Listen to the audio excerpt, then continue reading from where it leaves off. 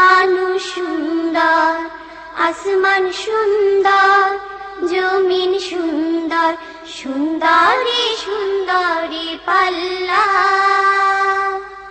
জানি না কত সুন্দর তুমি আল্লাহ।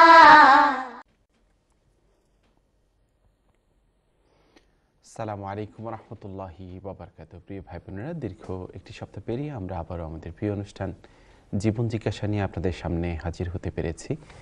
এজন্য মহামনিবের দরবারে মস্তক অবনত চিত্তে শুকরিয়া আদায় করছি, পড়ছি শুকরিয়ার মাহাতসবি আলহামদুলিল্লাহ। আশা করছি সবাই সুস্থ আছেন, সুন্দর আছে এবং যথারীতি বরাবরের মতো ঈমান চর্চায় রত আছেন। প্রিয় ভাই বোনেরা, চলে যাচ্ছি আমাদের প্রিয় শেখের কাছে, যাকে আমরা মিস করেছি বেশ কয়েকদিন। আমরা চলে যাচ্ছি ওনার কাছে এবং জেনে নিচ্ছি ওনার কুশলাদি। আসসালামু আলাইকুম শেখ। ওয়ালাইকুম আসসালাম ওয়া রাহমাতুল্লাহি ওয়া বারাকাতুহু। ধন্যবাদ মিস করার জন্য। Thank you. আল্লাহ রাব্বুল আলামিন আমাদেরকে যেখানেই আমরা থাকি ঈমান ও আমলের সাথে যেন রাখেন, সেই দোয়া আমাদের থাকলো। আলহামদুলিল্লাহ, এই গত কয়েক সপ্তাহ বিভিন্ন দেশে দাওয়া সফর করার সুযোগ হয়েছে। তার মধ্যে মধ্যপ্রাচ্যের একটি দেশ কাতার, দোহাতে কয়েকটি প্রোগ্রামে আমি অংশগ্রহণ করেছিলাম। পাশাপাশি বাংলাদেশেও কিছু তাফসিরুল কোরআন মাহফিলে অংশগ্রহণ করার সুযোগ হয়েছে। এরপরে আবার আল্লাহ তাআলা সুস্থভাবেই ইউকে ফিরে এনেছেন এবং জীবন জিজ্ঞাসাকে আমরা গত কয়েক সপ্তাহ আমি নিজে খুব মিস করেছি। আবার আজকের জীবন জিজ্ঞাসাতে অংশগ্রহণ করার তৌফিক দান করেছেন। মহান রব্বুল আলামিনের দরবারে আমরা শুকরিয়া আদায় করছি আল্লাহ তাআলা যে এই সুযোগটুকু আমাদেরকে আবার করে দিয়েছেন। আল্লাহুম্মা আমিন। আমিন। কেমন দেখলেন আমাদের বাংলাদেশ? আলহামদুলিল্লাহ, দেশের প্রতি আমাদের যে ভালোবাসা, আবেগ, অনুভূতি আছে, সেটা বরাবরের মতোই আমরা যখন দেশের কাছাকাছি যাই একটা ঘ্রাণ অনুভব করি। এটা হচ্ছে মাতৃভূমির একটি টান বা ভালোবাসা। আমরা সবসময় এটাই দোয়া থাকে যে আল্লাহ তাআলা যেন আমাদের দেশকে সমৃদ্ধ একটি দেশ করেন। সমৃদ্ধ দুদিক থেকে, একটি হচ্ছে ঈমান, আমল, নৈতিকতা, চরিত্র এবং পাশাপাশি আর্থিক সমৃদ্ধি এবং সম্মানজনক একটা অবস্থান সারা পৃথিবীর অনেকগুলো রাষ্ট্রের মাঝে আল্লাহ যেন দান করেন, সেটাই আমাদের দোয়া থাকবে এবং আমরা নিশ্চয়ই আল্লাহ রাব্বুল আলামিন আমাদের দোয়াকে শুনবেন। এবার একজন স্কলার বলছিলেন, তিনি দোয়া করছিলেন এবং এই কথাটা বলছেন, হে আল্লাহ, এত ছোট্ট ভূমিতে এত মানুষের সেজদা তুমি আর কোথায় পাবে? আল্লাহু আকবার। আমার কথাটি খুব চমৎকার লেগেছে যে এত ছোট্ট জায়গা, 56,000 বর্গমাইল, এই বর্গমাইলে যদি আমরা ধরি যে 10 থেকে 12 কোটি মুসলমান সেজদা করে, তাহলে এই অল্প জায়গায় এত বেশি সেজদা আল্লাহর জন্য আর কোথাও হবে না। কারণ অনেক বড় বড় দেশ আছে কিন্তু মানুষের সংখ্যা কম, জনসংখ্যার দিক থেকে বাংলাদেশ অনেক বেশি। আর সেই দৃষ্টিকোণ থেকে এই কথাটি খুব সুন্দর। আল্লাহ নবীও কিন্তু এইভাবে একবার দোয়া করেছিলেন বদরের যুদ্ধ হওয়ার আগের রাতে। বদরের যুদ্ধ হওয়ার আগের রাতে আল্লাহকে এটা বলছেন, হে আল্লাহ, এই ছোট্ট মুসলমান জনসংখ্যা, আমরা 313 জন বা 15 জন বা 16 জন যারা এখানে আছি, তাদেরকে যদি আগামীকাল তুমি পরাজিত করে দাও, তারা যদি হেরে যায়, তাহলে এই পৃথিবীর বুকে তোমার সেজদা করার কেউ থাকবে না। আল্লাহু আকবার। তো কথাটি অনেকটা সামঞ্জস্য রয়েছে এইভাবে দোয়াতে। তো সেই জন্য বলছি যে এত ছোট্ট ভূমিতে এত মানুষ আল্লাহর দরবারে সেজদা পেশ করে, কাজেই আমরা আল্লাহর কাছে এটাই দোয়া থাকবে, হে আল্লাহ, এই সেজদাকারীদের দেশটিকে তুমি সমৃদ্ধ করো, শান্তিপূর্ণ রাখো, সম্প্রীতিপূর্ণ রাখো। আমিন আমিন। বেশ কয়েকটি প্রশ্ন আছে। এক বোন প্রশ্ন করেছেন, ওনার মান্থলি যে পিরিয়ড সেটা শুরু হয়েই বন্ধ হয়ে যায়, আবার একদিন পরে আবার রেগুলার শুরু হয়। এই একদিন মধ্যখানে একদম মনে হয় যে উনি সুস্থ। এখন এই একদিনের জন্য আসলে উনি কি নামাজ বা আদার্স এগুলো কন্টিনিউ করা উচিত কিনা? উত্তর হবে এই, যদি এরকম হয় যে শুরু হলো, একদিন গ্যাপ হয়, এরপরে আবার চলে, তাহলে ধরা হবে যে একদিন যেটা গ্যাপ ছিল এটাকেও পিরিয়ড হিসেবে ধরা হবে।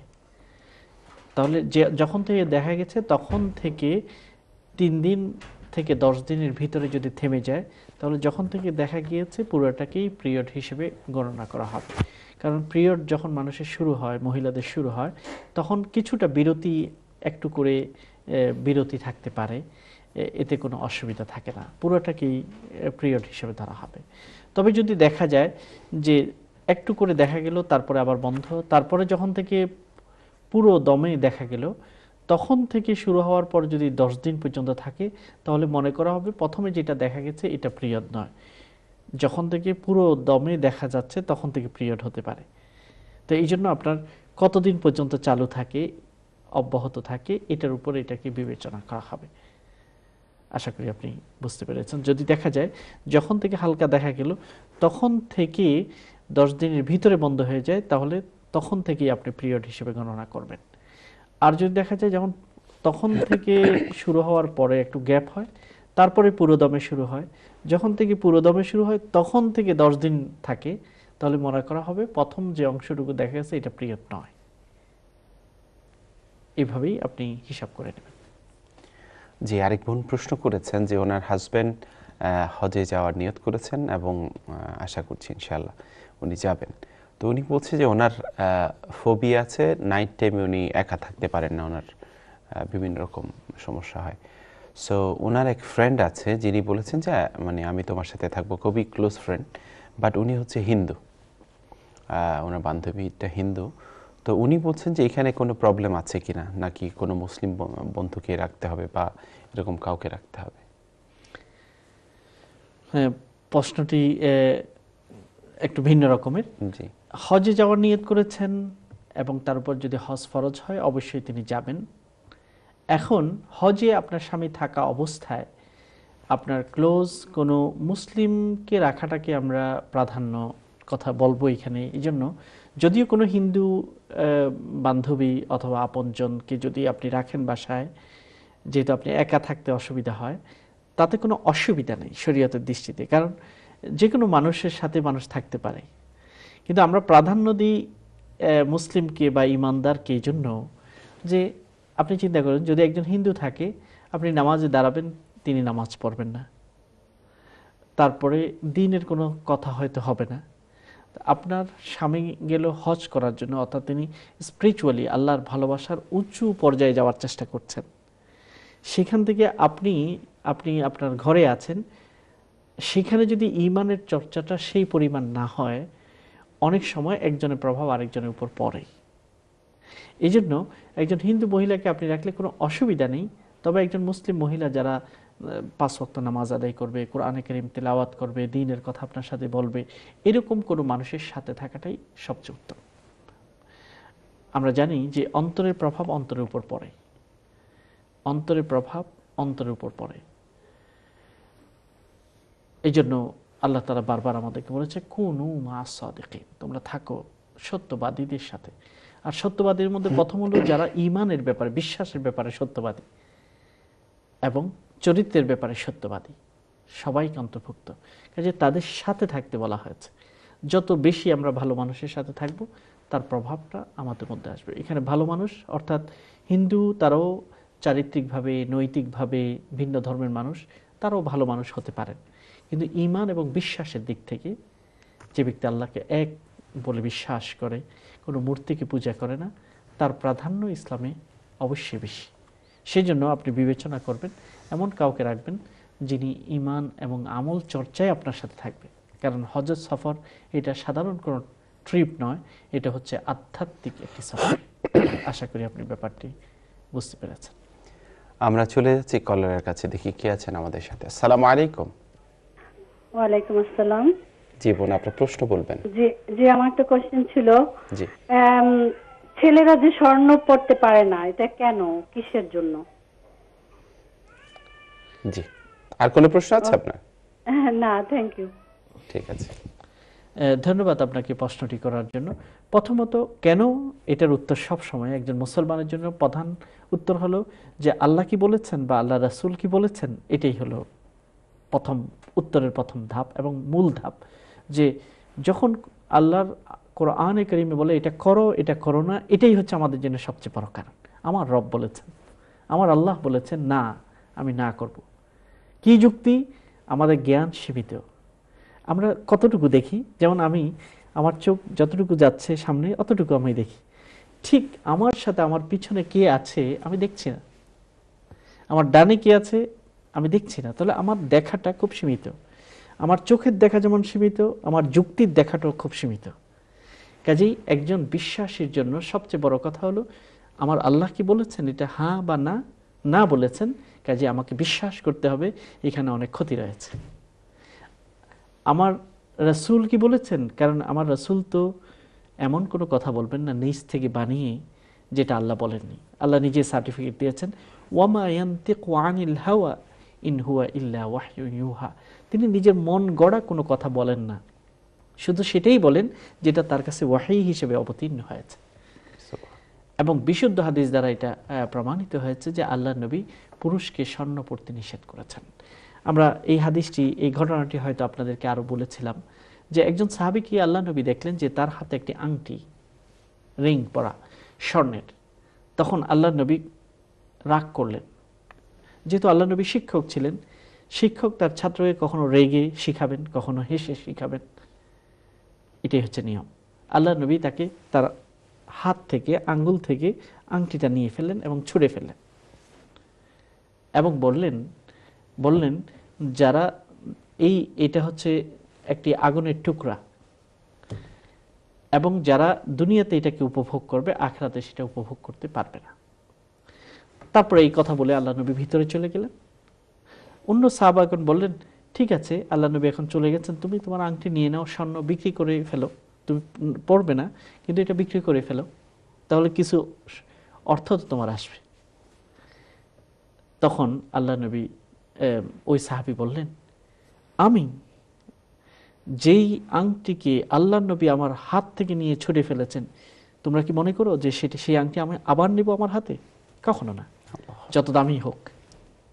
বিশ্বাস এবং ভালোবাসা। তো এই জন্য ইমানদারের কথা এমনই হবে যে আমার আল্লাহ এবং তার রাসূল নিষেধ করেছেন, আমি কখনো গলায়, হাতে, কোনো অঙ্গ প্রত্যঙ্গে সে আংটি কিংবা স্বর্ণকে আমি লাগাতে পারবো না। এটাই হলো সবচেয়ে বিশ্বাসীদের জন্য সবচেয়ে বড় কারণ। দ্বিতীয় কারণ হলো এই স্বাভাবিকভাবে যখন আল্লাহর কোনো বিধান বা রাসূলের কোনো নির্দেশিকা আসে তখন সেটার কোনো যুক্তিও থাকে। আমরা হয়তো কিছু বুঝি পুরোপুরি অথবা কিছু পুরোপুরি বুঝতে পারি না, এখানে যুক্তি অনেক কিছু রয়েছে। এক নম্বর হলো যে স্বর্ণ অলংকার এই জাতীয় প্রসাধন, এটা হচ্ছে নারীর নেচার বা স্বভাবের সাথে যায়। একজন পুরুষ সে হবে পৌরুষ, সেখানে মেকআপের কৃত্রিমতা অথবা বাহ্যিক সৌন্দর্যের কৃত্রিমতা তাকে আকৃষ্ট করবে না, সে এই কাজে বিভোর থাকবে না। তাকে কঠিন কাজ করার জন্য সৃষ্টি করা হয়েছে। সৌন্দর্য, বিনম্রতা, সফটনেস, এটা সবচেয়ে আল্লাহ তাআলা নারীর নেচারের সাথে এটা করেছেন।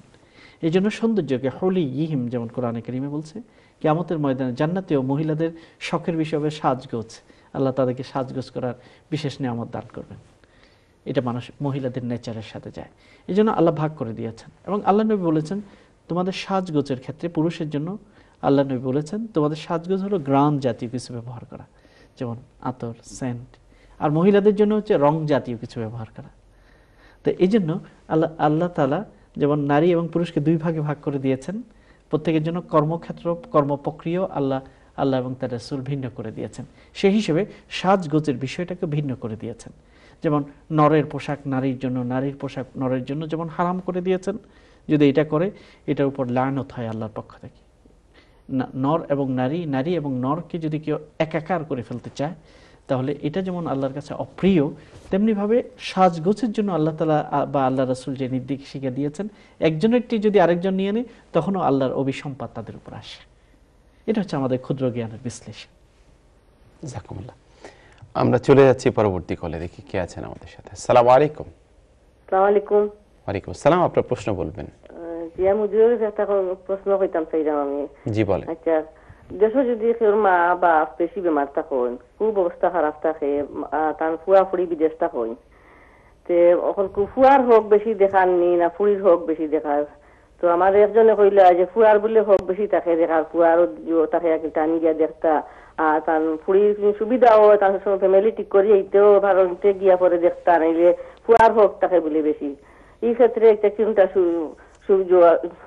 শুদ্ধ আমি তো বুঝি আমি হুজুরের কাছে একটা চাইলাম যে জানতাম আমাকে আমার রাজনে কইছেন তার মা অবস্থা খুব খারাপ না পুরা পুরি দুজন বিদেশ তখন পুরাইন তোর বলে হোক তাকে বেশি মারে দেখা লাগে পুরিন তোর না পুরিন তো জামাই দিলে যাইতা নাইলে তো সংসার দিন গুজরাট করতে পারবেন তো যাইতা নাইলে পুরাইন যাইতা ঠিক আছে কিতা কতটুকু হুজুরের কাছে আমি চাইলাম আমাকে জানতাম। আচ্ছা আমরা আরেকটা কলার নিয়ে নিচ্ছি দেখি কে আছেন আমাদের সাথে। আসসালামু আলাইকুম। আসসালামু আলাইকুম।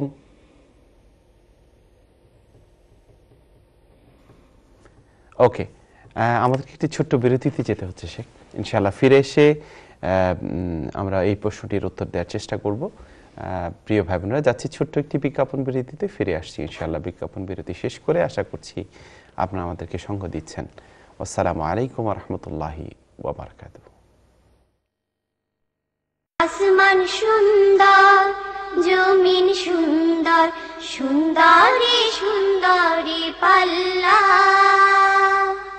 জানি না কত সুন্দর তুমি আল্লাহ।